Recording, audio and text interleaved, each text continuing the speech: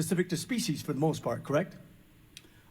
They often are, but not always. There are some that are, coronaviruses are probably one of the most widely dispersed amongst the animal kingdom. Okay.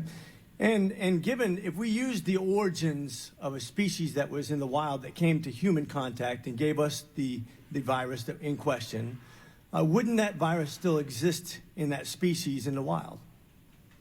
Well, I think that it would be likely the case. Right. Chances are. That's a good answer. Thank you. Right. Mm-hmm. So how many species in the wild have we captured that still have this coronavirus in them? Because that would be a very easy thing to do, given its wide dissemination in the human population and its proximity to Chinese wildlife. How many wild animals have been captured with this coronavirus present in them currently? The answer is no, but on the other hand... Thank you. No, that's okay. I appreciate it. So basically, I'm talking about from a scientific standpoint. We understand as a virologist and as a student of virology, that a good professor taught me, just like that yourself, who just said that the evidence is that diseases just don't go away in populations that are contained in the wild. And yet we've extensively tried to capture. The Chinese government would benefit greatly from showing us that this exists in the wild and came to human population, yet not one evidence of a certain species, whether it be dog or bat, has ever been shown to have this virus that somehow or another transferred to human. Yet that is our main evidence and theory to disprove that, albeit the Wuhan lab that actually stated what they were going to do and then had the same problem occur, that's a less likely chance in your mind. Is that correct?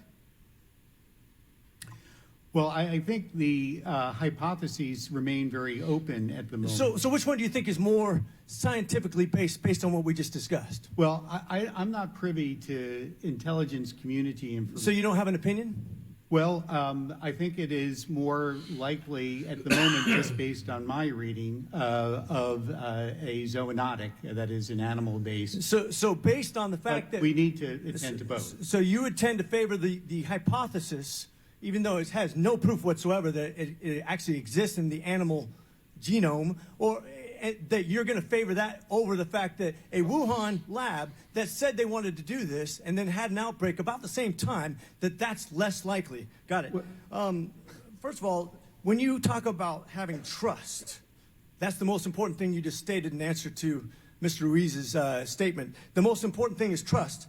How do we build trust when there's no transparency from the CCP when it comes to investigating the origins of this disease? How do we build trust based on your statement? Well, I think amongst scientific communities, that is probably not as high a barrier, but for the politics, I'd have to leave to others. But you just stated that's the most important thing. Correct. But yet we don't have transparency on something that would be pretty easy to investigate if we had transparency, correct? Again, I would leave to others foreign policy. But scientifically, right? We need to have transparency to investigate something, correct? Absolutely. Okay, and we don't, right? Well, I think this has been brought up. Yeah, okay, so we agree on that we have no transparency on the one thing that we need trust on to investigate the less likely cause of this disease. So it's just totally coincidental. So with that, I will state that he pretty much agrees with me when it comes to the origins, just doesn't want to admit it. Thank you very much. I yield. I now recognize the ranking member of the full committee, Mr. Raskin from Maryland, for 5 minutes of questions. Thank you, Chairman Wenstrup and Mr. Ruiz, for this important hearing. The COVID-19 pandemic came to America in 2020, of course, when Donald Trump was president. And that president's policy failures, magical thinking, and total recklessness caused, according to his own special advisor on COVID, Deborah Birx, the unnecessary death of hundreds of thousands of Americans. Now, apart from the urgent question of how to improve our pandemic response from the debacle that he presided over, is the question of how the COVID-19 pandemic began. This, too, is a critically important question to answer to help us prevent and prepare for future pandemics. Answers must come from objective, fact-based investigations informed by doctors, scientists, and public health experts. At President Biden's direction, the intelligence community is also taking sweeping action now to understand the origins of the virus and to bring all relevant facts to light. Whatever the origins of COVID-19, whether it is bats or bureaucrats, no finding will ever exonerate or rehabilitate Donald Trump for his lethal recklessness in mismanaging the crisis in America, which cost us more than 1 million lives. Indeed, if COVID was actually the product of a lab leak or the worst bioweapon of mass destruction ever invented, as some have argued, and obviously we don't have the scientific evidence to say any of this yet, it would not only not remove Donald Trump's culpability, it would only deepen his culpability in the most profound way. Now, why do I say that?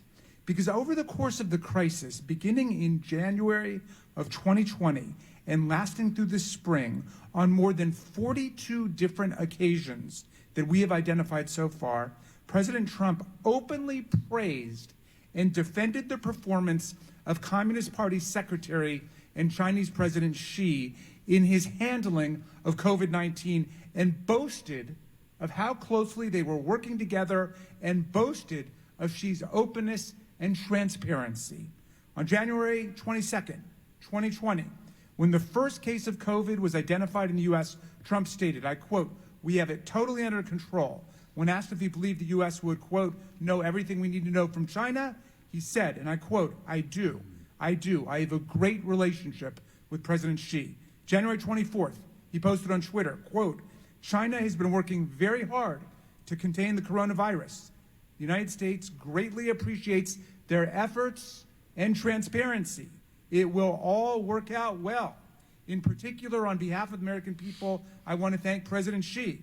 March 21, in a briefing, he assured us China has been working very hard to contain the coronavirus. He added, "The United States greatly appreciates their efforts and transparency. It will all work out well." March 27th, he posted on Twitter, "Just finished a very good conversation with President Xi of China, discussed in great detail the coronavirus that is ravaging large parts of the planet. China has been through much and has developed a strong understanding of the virus. We are working closely together. Much respect."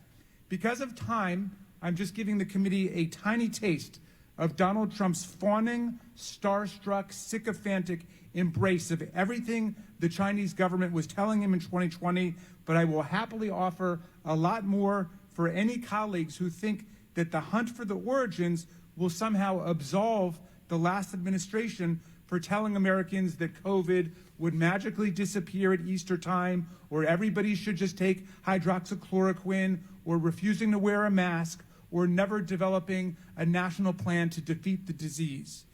Whether it was bats or leaks or bureaucrats who caused it, Donald Trump was the biggest apologist in the United States of America for President Xi and the Chinese Communist Party.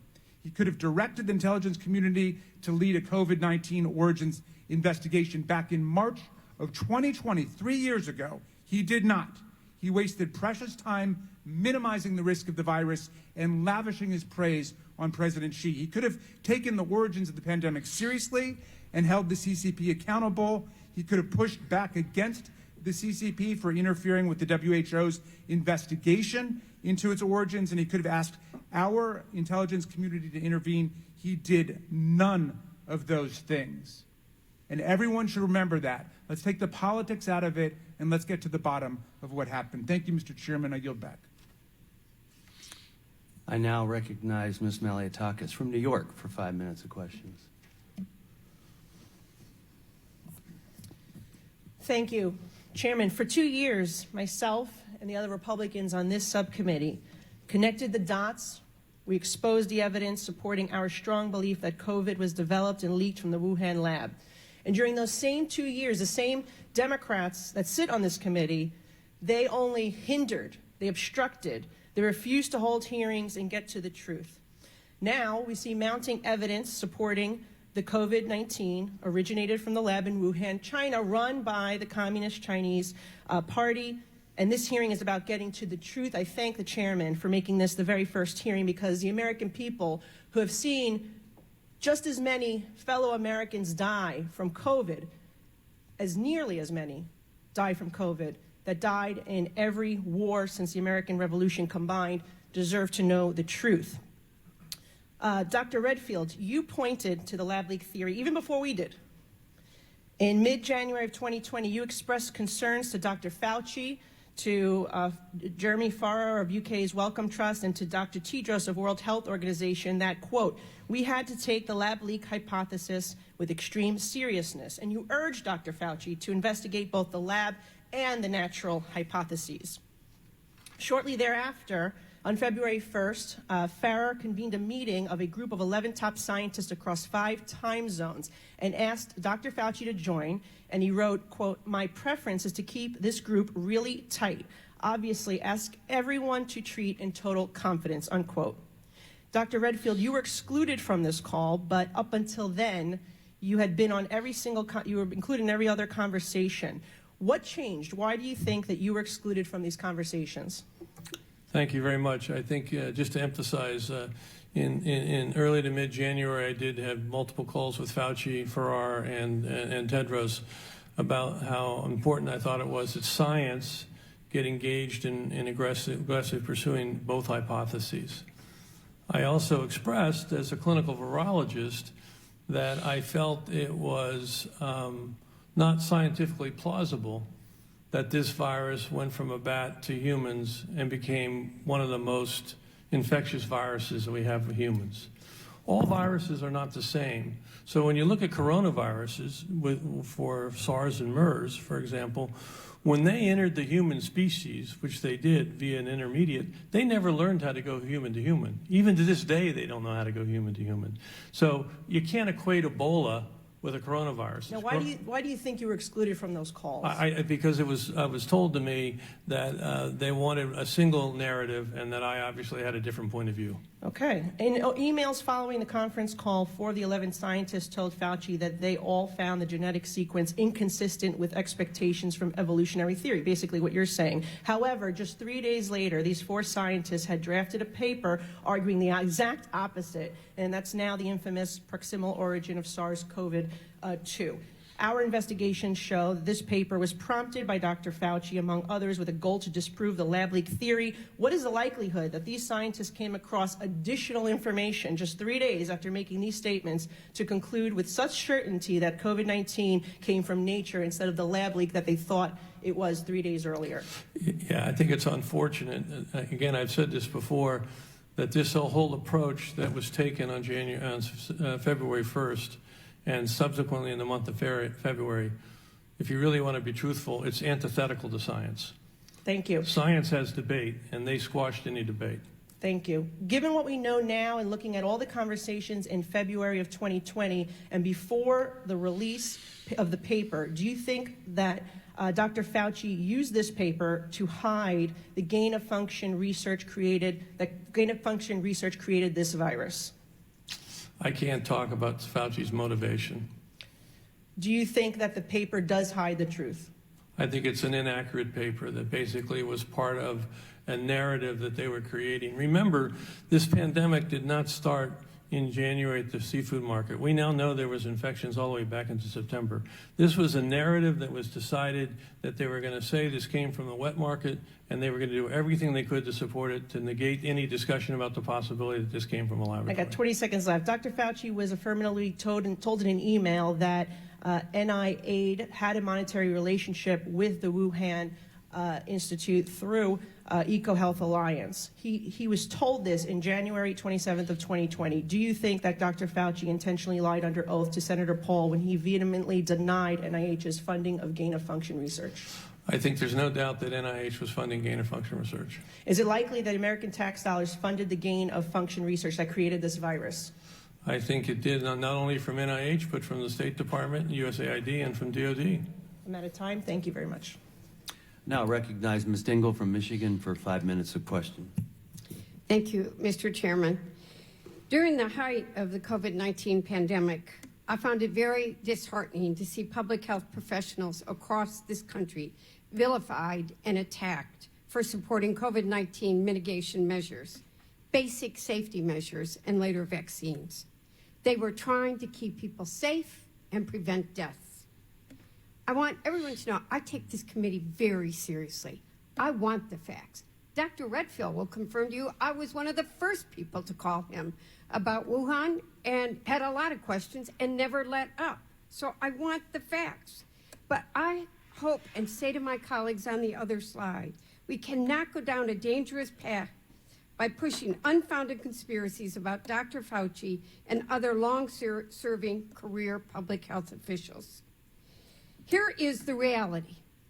Like many of you, I am reading many articles, not just over the past weeks. Dr. Redfield knows I've been on this from the beginning. Talked to researchers, doctors, frontline nurses, public health officials. They all agree on one fact. After the billions of dollars on pandemic-era upgrades to labs and data and surveillance, after all the studies and white papers about emergency preparedness, the U.S. still lacks two things in the public health arsenal: people and trust. These continued smears on public health officials is destroying them. I strongly urge everyone on this committee, but my Republican colleagues specifically, from rehashing unfounded theories and other public health theories that Dr. Fauci and other public health experts have blocked investigations into the pandemic origins. Let's get the facts. Dr. Fauci has said that we need to get the bottom of how the novel coronavirus originated, and has said, and I've heard him say, like I talked to Dr. Redfield, he has an open mind about the virus's origins. To all of you and to all of us in this room, I say it's critical to rebuild trust, and that continued attacks on public health officials only serves to further discredit people's confidence in our public health institutions, makes it almost impossible and it's challenging to recruit workers in the field, and it undermines people's trust in science. We're seeing it. We know that basic things like washing your hands, covering your mouth when you cough, and immunization save lives. And now, because of all of what we're doing, people aren't getting measles vaccines. They're not getting chickenpox. We're seeing the return of diseases that we've never seen before. We have to take seriously that this rhetoric is perpetuating people's distrust in flu shots and many other things. So let's work together, all of my colleagues, to protect the American people. That's our job.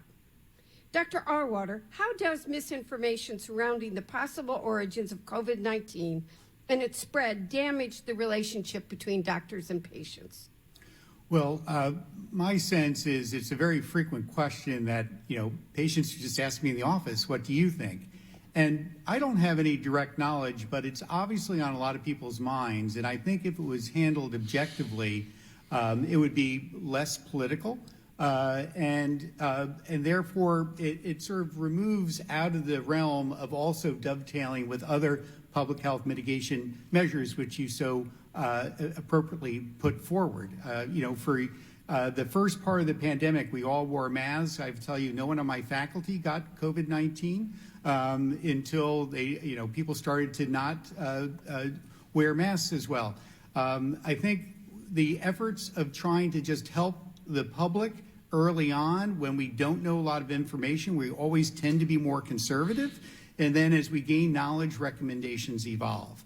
So I think the origin story is important to help, again, look forward and put forward measures to try to help anticipate whether it's a zoonotic infection or was a lab-derived virus.